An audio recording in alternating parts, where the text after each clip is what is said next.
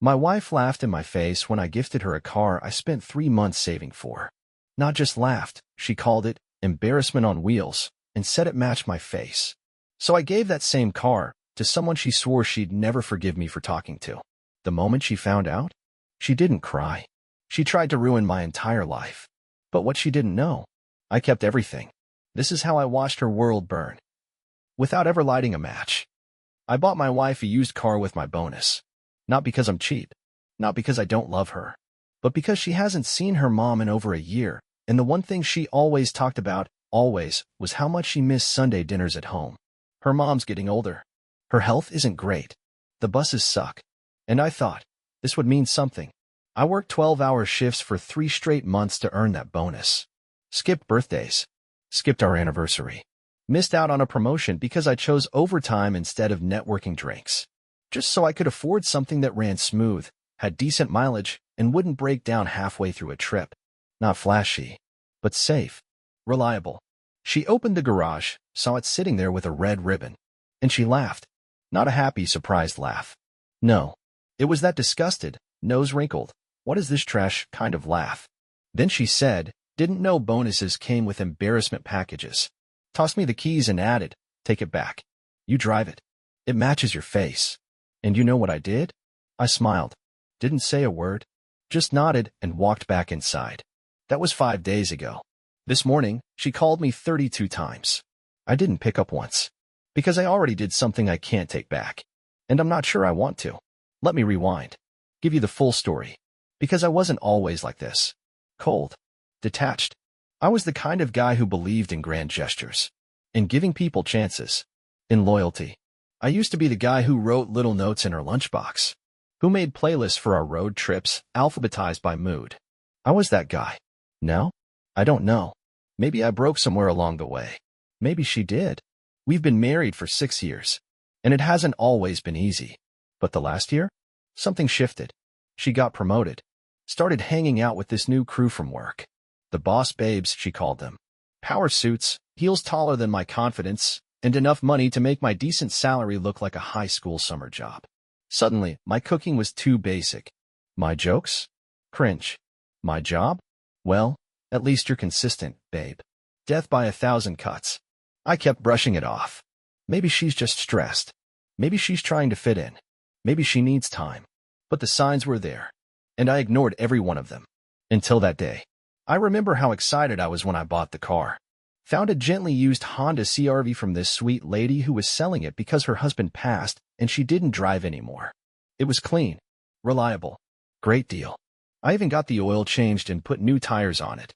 I drove it home, washed it myself, put a red ribbon across the hood like it was Christmas. She came back from brunch with her friends, heels clicking on the driveway. And I swear, for a second, I thought she'd cry. She did. But from laughter. Wait, is this for me? She said between giggles. I nodded. Told her why. How I thought it'd be great for weekend trips, visiting her mom, just having her own ride again. She looked me dead in the eye and said, didn't know bonuses came with embarrassment packages. Like it was a punchline. Like I wasn't standing there with 3 months of sweat, blood, and time on the table. Then she added, you take it. It matches your face. That's when I knew. We weren't married anymore. We were just two strangers legally tied by a mortgage and some photos we don't look at anymore. So I took the keys, drove the car straight out of the driveway, and I didn't take it back to the dealership. I didn't sell it either. Nope. I gave it away. To someone who actually needed it. And that is where this story really begins. Because my wife? She doesn't know who has the car now. But when she finds out, she's going to wish she never opened her mouth that day. She's going to wish she said, thank you. She's going to wish she never laughed. And I'm going to smile again. Because for once in my life, I chose someone who deserved my kindness. And it wasn't her. When I left the driveway that day, I didn't have a plan. I just drove. No destination. No GPS. Just me, the hum of the engine, and a feeling in my chest I hadn't felt in a long time. Clarity. I drove past our favorite diner, the one we used to hit after movies before she started calling it greasy. Past the dog park we never went to because she didn't want her car to smell like wet fur. Past her gym, her office, her new favorite wine bar. And then, somehow, I ended up in front of her house. My ex's. Yeah, Jess. The girl my wife hated with her entire soul. The one she called, your little mistake. The one I almost married before everything fell apart. We hadn't spoken in years. Not since the wedding. Not since my wife told her to delete my number and go cry somewhere else. But there I was, sitting outside her apartment, engine still running, heart pounding like a drum in my throat. I didn't even realize I'd parked. I don't know what made me get out. Maybe I was curious. Maybe I wanted to see if she'd changed. Maybe I just wanted to see someone who used to see me. She opened the door in sweats, holding a half-eaten bagel, hair messy, face makeup free. And she still looked more real than anyone in my current life. Her eyes widened when she saw me. She didn't slam the door. Didn't curse me out. Just stared. I raised the keys. Said nothing. She blinked. What are you doing here? I held out the keys. Still silent. She looked at them, then at me. Laughed, not like my wife's laugh. This one was confused. Soft. Genuine. You okay? I shook my head. Not even close, I said. And handed her the keys. She didn't take them at first. Kept glancing between me and the car like I was playing some kind of sick joke. I don't get it, she whispered. Why are you here? I should have lied. Should have come up with some noble excuse. But I was done lying for other people. So I told her the truth. I bought that car for my wife. Her face twisted. Okay. She laughed. Said it was trash. Told me to take it back because it matched my face. Jess winced. Well, I nodded. Yeah. Then I looked her dead in the eye and said, you used to take the bus every day, right? She hesitated. Still do. Not anymore, I said, placing the keys in her hand. For real? She asked. For real, I said. She stood there in silence, keys dangling from her fingers like they weighed 100 pounds. You're giving me a car, she said slowly, because your wife insulted your face? I laughed. For the first time in days. Maybe weeks. Guess you could say that. She didn't ask for more. Didn't pry. Didn't twist the knife. She just said, thanks, like it wasn't the weirdest moment of her year. Then, softer, do you want coffee? I stayed for 3 hours. We didn't talk about the past. Didn't talk about my wife. Just talked. About her job. Her dog. Her broken coffee machine. It was the most peaceful I'd felt in. I don't even know how long. When I left, she waved from the driveway. Keys still in hand. Smile on her face. And I knew, the car was right where it belonged. I got home around midnight. Wife was already in bed. Didn't even ask where I was. Didn't notice the empty spot in the garage. Until the next morning. 7:42 a.m. She screamed so loud I thought someone died. Where's the car? I walked out in my robe, sipping coffee like it was any other Tuesday. Took it back, I said. You what? She stormed down the hallway, face red, hair wild, eyes blazing. I told you to take it back, not to get rid of it. I shrugged. Didn't see the difference. She was shaking. You spent our money on that piece of junk and just gave it away. To who? I took a slow sip of coffee. Jess. She went silent. Her face went pale, then flushed dark red. You gave it to that bee. I cut her off. To someone who actually said thank you. Then I turned around and walked back into the kitchen like I hadn't just lit a match and dropped it on everything. She didn't follow me. Didn't say a word for the next 6 hours. But when I checked my phone later that night, there it was. A new message. From a number I didn't recognize. But I knew exactly who it was. Her friend. The one with the fake lashes and the sharper tongue. And the message? Oh, it was perfect. The message came in at 11:13 p.m. No name. Just, nice car. Shame if something happened to it. At first, I laughed. I mean, come on. Really? High school bully vibes from a 30-year-old woman in designer heels. But the longer I stared at it, the less funny it got. Because I knew where this was going. It wasn't just her being petty. This was planned. They wanted to make Jess uncomfortable. Make her feel like the car didn't belong to her. Make her return it out of shame. I should have warned her. Should have picked up the phone that second. But I didn't. Because Jess? Jess doesn't fold. The next morning, she texted me first. Was your wife's tall friend always this unhinged? I replied. What happened? She sent a photo. The Honda. Parked outside her building. With a raw egg smashed across the windshield. And a note. Scribbled in red marker on notebook paper, taped to the side mirror. You can give a rat a crown, but it's still a rat. Return what isn't yours. My stomach dropped. This wasn't some random act of rage. This was deliberate. Cold. Calculated. They didn't just want the car back. They wanted to humiliate her. I called immediately. Jess, are you okay? She sounded calm. Too calm. Don't worry. I've got cameras. Turns out Jess's apartment complex had recently installed security cameras after someone's Amazon packages kept disappearing. And those shiny high heels? Hard to miss on footage. Two of my wife's boss babe besties. One of them literally ducking behind the passenger door while the other chucked the egg. It was honestly kind of pathetic. Jess sent the footage to me, then to the building manager, then to them, with one sentence. Do it again, and I press charges. That should have been the end of it. But of course it wasn't. Because people like them, they don't take no for an answer. They don't like looking small, especially not in front of each other. So when Jess didn't flinch, they went harder.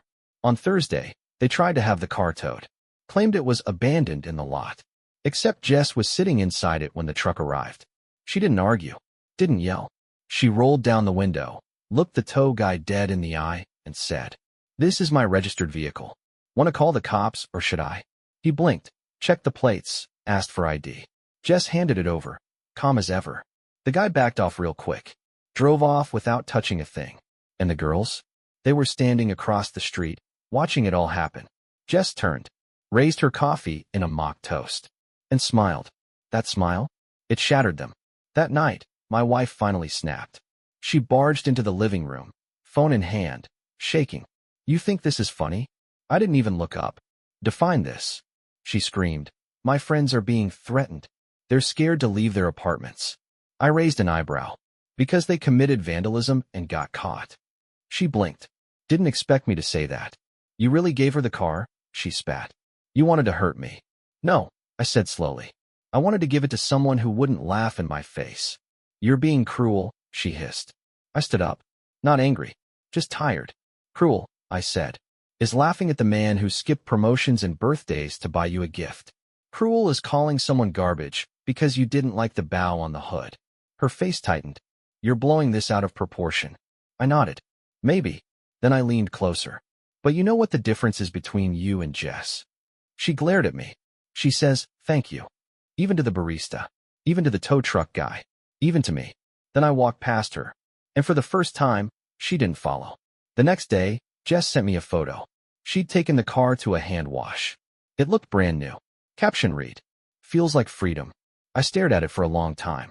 Something about it made my chest ache in the best way. Later that evening, I got another text.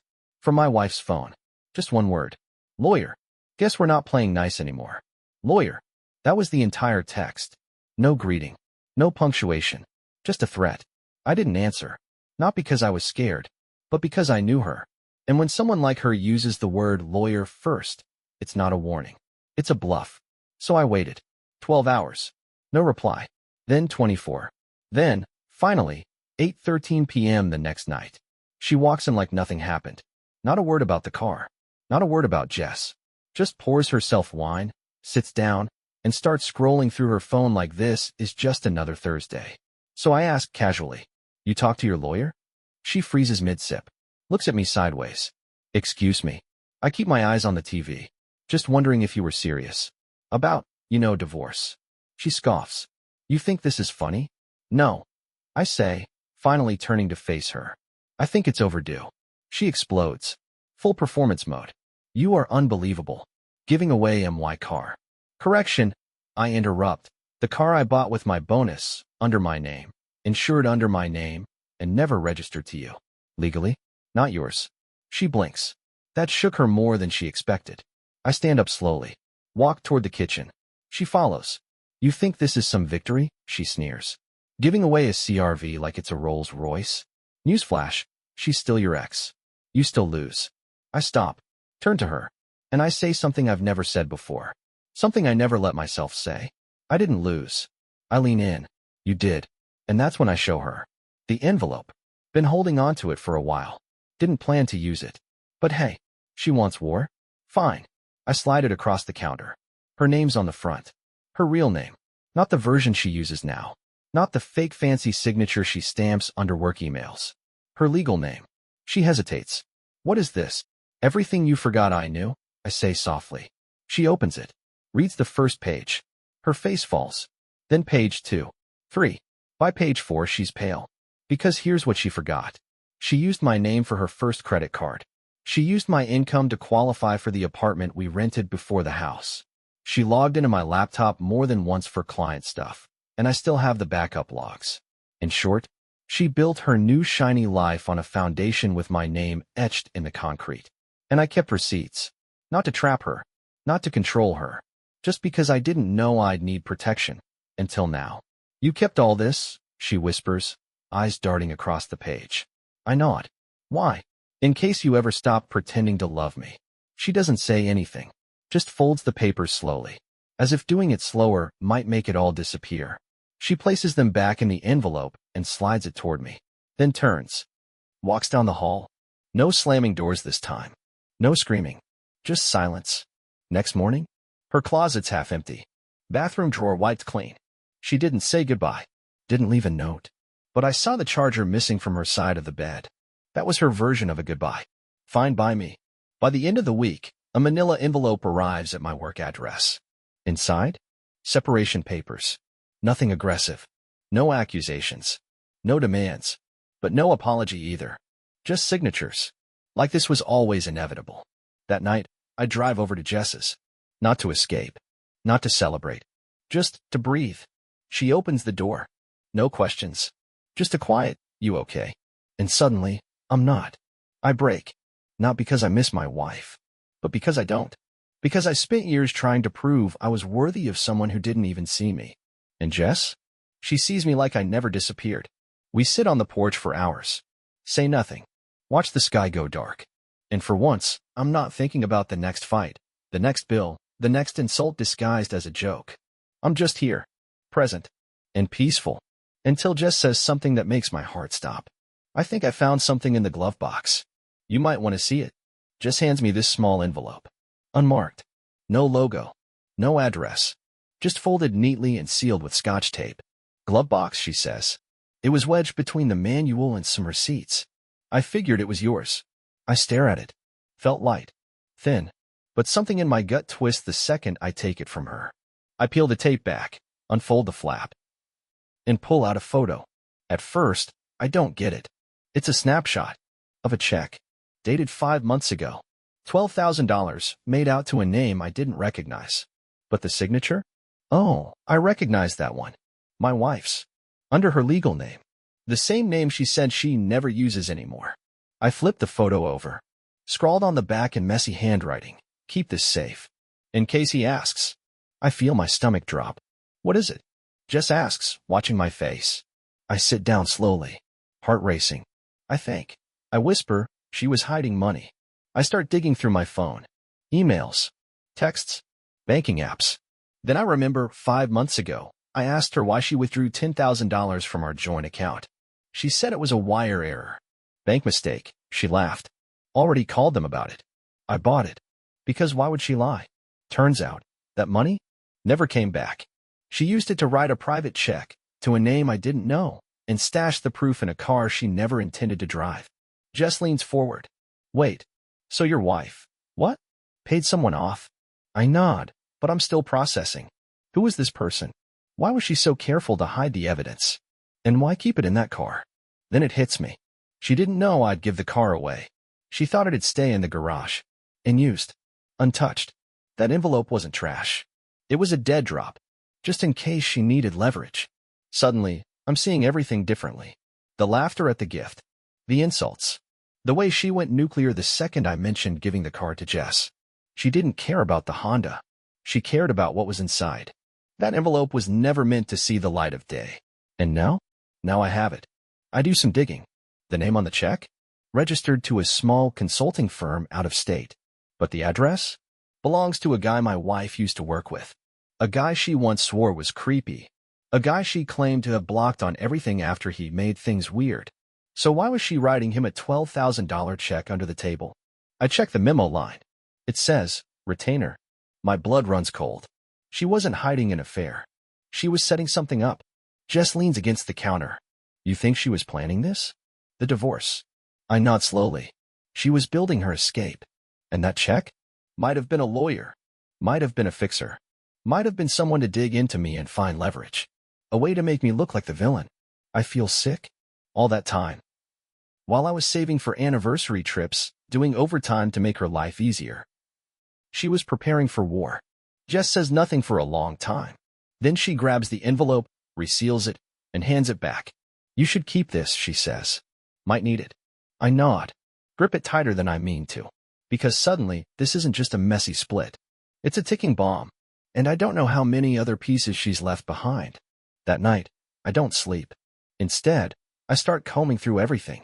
Old drawers, emails, Dropbox, paper trails. And at 2:41 a.m., I find something else. A deleted file in a shared folder I hadn't touched in months. A PDF labeled Affidavit, Abuse Claim, Draft. My hands go numb. When I opened that file at 2:41 a.m., my hands were shaking. Affidavit, Abuse Claim, Draft. Typed neatly, professionally, filled with cold, calculated lies. She lived in fear. He manipulated her finances. He threatened to ruin her career if she ever left. Page after page of fiction. Signed at the bottom, not submitted, not official, but prepared. Waiting. Like a gun on the table. And I was supposed to pull the trigger first. My first thought? This can't be real. My wife might be cold. Self-absorbed. Petty. But this? This was vicious. This was premeditated character assassination. And she was going to file it if I didn't play by her rules. If I pushed back. If I made things messy. If I kept that car out of her control. It wasn't about divorce anymore. This was leverage. This was insurance. I sat there, staring at the screen, heart pounding. And then, I opened a folder I hadn't touched in years. Labeled Backups, Home. Inside? Recordings. Dozens of them. See, I work in IT. I set up smart home systems for fun. Motion-activated cameras, doorbell audio, synced microphones. Mostly for safety. But they recorded more than just footsteps and door creaks. They caught conversations. Real ones. Ugly ones. The kind that make your skin crawl when you hear your partner say, "No one's going to believe you. You're too passive. You'll just nod and apologize like you always do. It's not gaslighting if I'm right. Your job's a joke. You know that, right?" I sat there, headphones on, listening to month after month of small, invisible wounds. The kind you never show your friends because they sound too small to matter. But stacked? They're a mountain of cruelty. And I had all of it. I didn't want to use it. Honestly, I wanted to be done. Let her leave. Sign the papers. Start over. But this draft. This attempt to destroy my name. It changed everything. Because if she did file this, if she went public with it, my job would be gone. My friends would hesitate. Even Jess. I didn't want to risk that again. I've seen what a lie can do. So I made a decision. No more defense. It was time to go on offense. The next morning, I called a lawyer. Not that we just need mediation kind. I mean the kind with war stories and teeth. Told him everything. Showed him the draft. Played a few recordings. He didn't blink. Just said, "We're going to need copies of everything. Back it up twice. Cloud and physical." I spent the whole day compiling. Emails. Texts. Call logs. The voice files were the hardest. Not emotionally. Legally. Some of them were in gray areas. So we had to be careful. Had to be strategic. But he said one thing that stuck with me. If she plays dirty, we don't get mad. We get prepared. So I got prepared. And I waited. 2 days later, she emailed me. Subject line. Proposal for division of assets. No greeting. No warmth. Just demands. She wanted the house. My car. Half of the savings, not half of what was left. Half of what was originally there before she withdrew that mystery $10,000. She also wanted a non-disparagement clause, meaning I couldn't talk about her publicly at all. That was the final tell. She knew what I had. And she was scared. I replied with one sentence. Please have your lawyer contact mine directly going forward. Then I attached the photo of the check. No message. No threats. Just a reminder. Her move. That night, Jess texted me. You okay? I stared at the screen for a while before responding. I don't think I ever was. But I'm getting there. I didn't hear from my wife again for 3 days. Then her lawyer emailed mine. Polite. Calm. Friendly even. They were suddenly willing to negotiate. Imagine that. No more talk about the house. No more hidden assets. Just a clean, uncontested separation. But it was too late for clean. Because now, I wanted the truth to exist somewhere outside my hard drive, even if I never used it, even if I never spoke about it publicly. I wanted it documented. So I gave my lawyer everything. I let him build the case, not to destroy her, but to make sure she never tried this again. Not with me, not with anyone. And just when I thought it was done, I got a letter. Not from her. From the guy she paid $12,000 to. And what he said changed everything. The letter showed up on a Tuesday. No return address. Just my name, printed cleanly in block letters. Inside, a single page, typed, and one sentence at the top that made my skin crawl. I think you deserve to know what your wife paid me to do. I read it twice before I even breathed. Then I sat down and kept reading. The guy, let's call him D, wasn't a lawyer. Wasn't a private investigator either. He was something worse. He ran a side business, digital reputation control. Clients hired him when they wanted someone erased from the internet.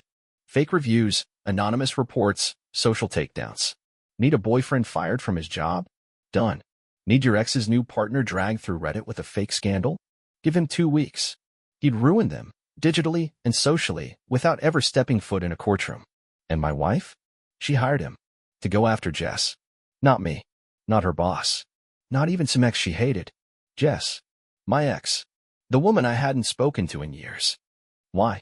Because, according to the letter, she believed your ex was a threat to her social standing. She said Jess knew too much.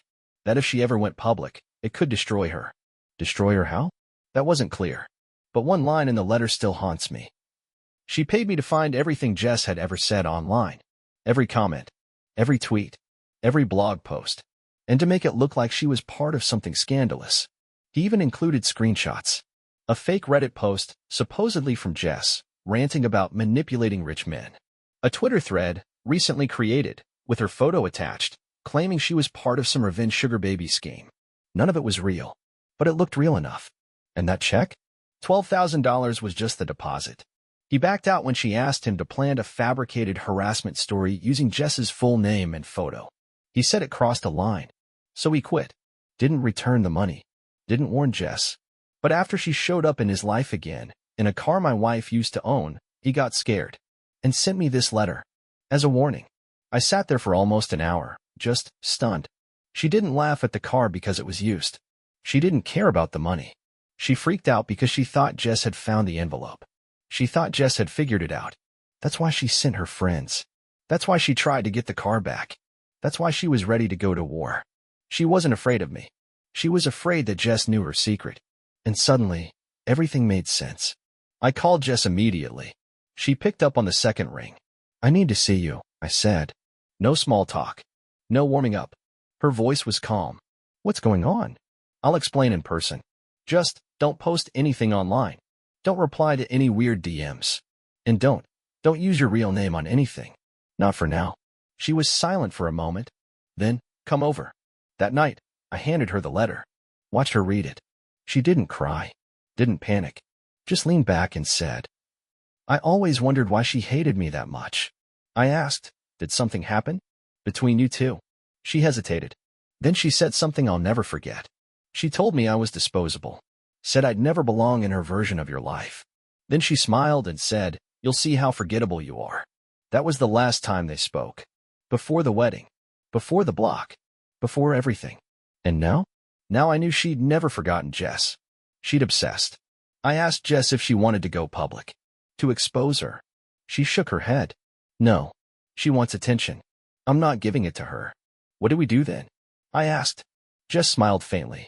You win by walking away with peace. Then she paused. But first, you make sure she never plays this game again. So I sent the letter to my lawyer. Then I sent it to her lawyer. And then? I waited. 3 hours later, my phone rang. It was her. Voice shaking. Rushed. Panicked. Where did you get that letter? I said nothing. She kept going. You don't understand. He's lying. He's trying to extort me. This is illegal. Click. I hung up. No more games. Next day, her lawyer sent mine a revised offer. No alimony. No assets. She'd drop everything if we signed an NDA and sealed the records. I told my lawyer one thing. Decline. No NDA. No secrecy. Let the truth live in silence, not behind a locked door. Let her fear that I could speak. that anyone could. And just like that, she vanished. 6 months. That's how long it had been since I'd heard her voice. Since the last panicked call, the one I didn't answer. Since the day her lawyer folded like a lawn chair. No contact. No updates. Just silence. And then, one quiet Saturday morning, she knocked. Not texted. Not emailed. Knocked.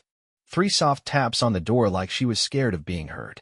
I opened it halfway, already expecting another courier, a solicitor, maybe someone selling solar panels. But it was her, standing in the same overpriced coat she used to brag about. But this time, it looked too big on her. Like it didn't belong anymore. Like she didn't. I didn't say a word. Just stared. She looked up slowly. Eyes puffy. No makeup. Hair tied back in a way she never used to leave the house in. Hey, she whispered, like it was still allowed. I raised an eyebrow. Seriously. She swallowed. Can I come in? I didn't move.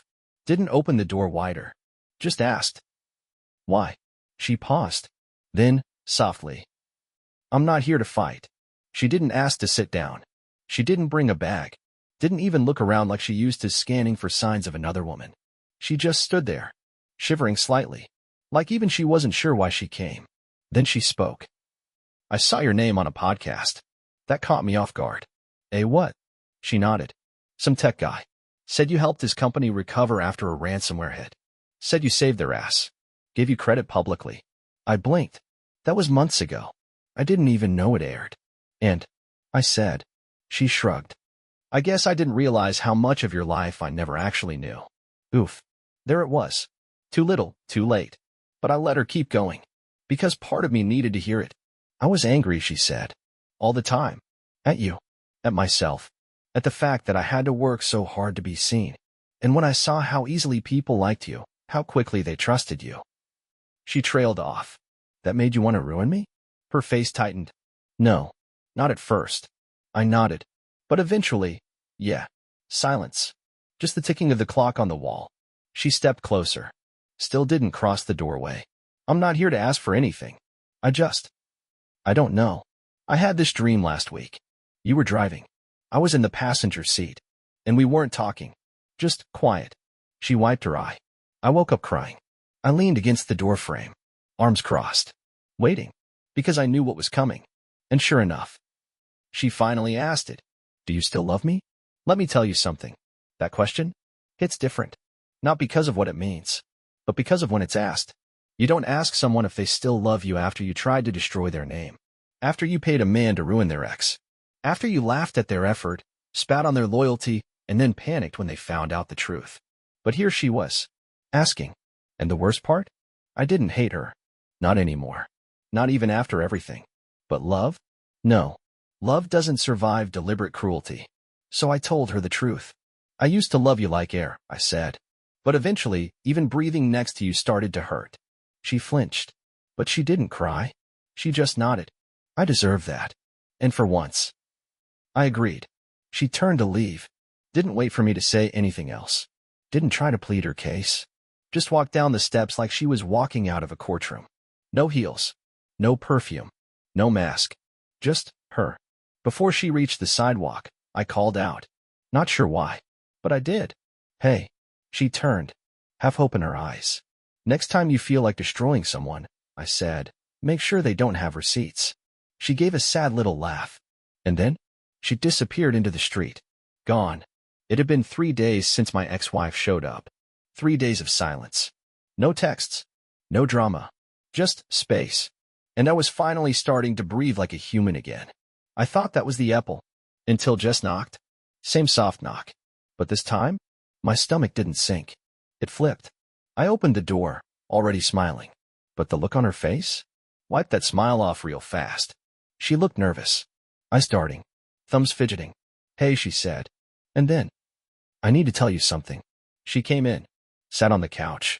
Didn't touch her coffee. Didn't lean back. She just looked at me with that tight, unreadable expression. I wasn't going to say anything, she started. Because I thought it was better if the past stayed buried. Oof. That's never a good opening. I didn't interrupt. I just nodded, bracing for whatever bomb she was about to drop. Then she said 5 words. The kind that freeze time. She came to me first. I blinked. What?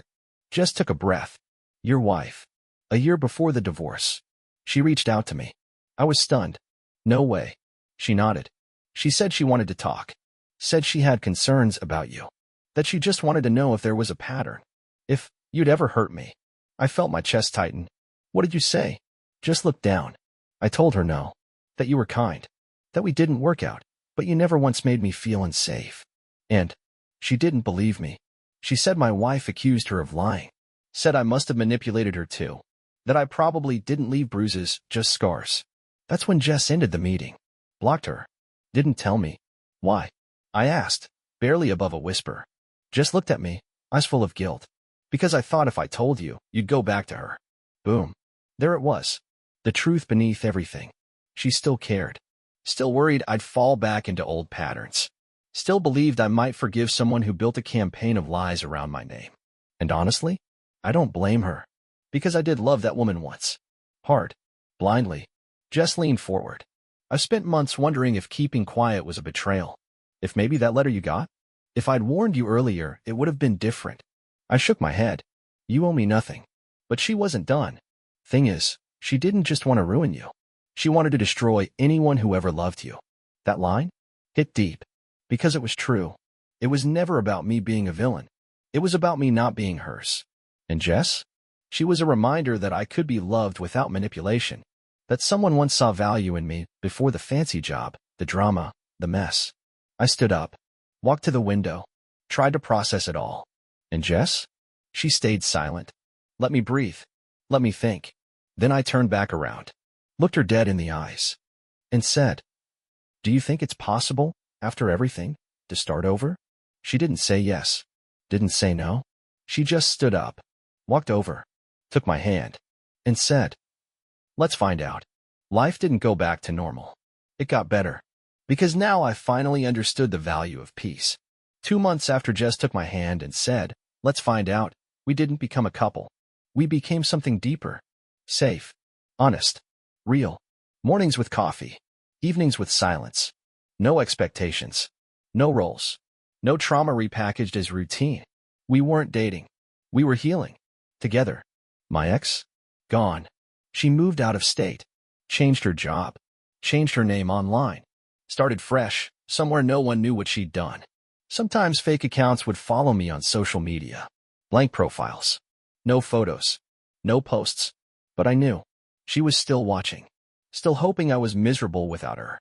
Spoiler alert, I wasn't. One day, I got a letter. No return address. No handwriting. Just a printed note on a clean white page. I thought you were the problem. Turns out, the problem was I couldn't control you. I don't want forgiveness. Just silence.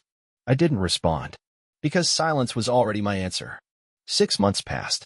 I was sitting on Jess's porch, sipping tea while she read next to me. Sun low. Air still. No buzzing phone. No sick feeling in my chest every time I heard a notification. Just peace. And that's when it hit me. I was free.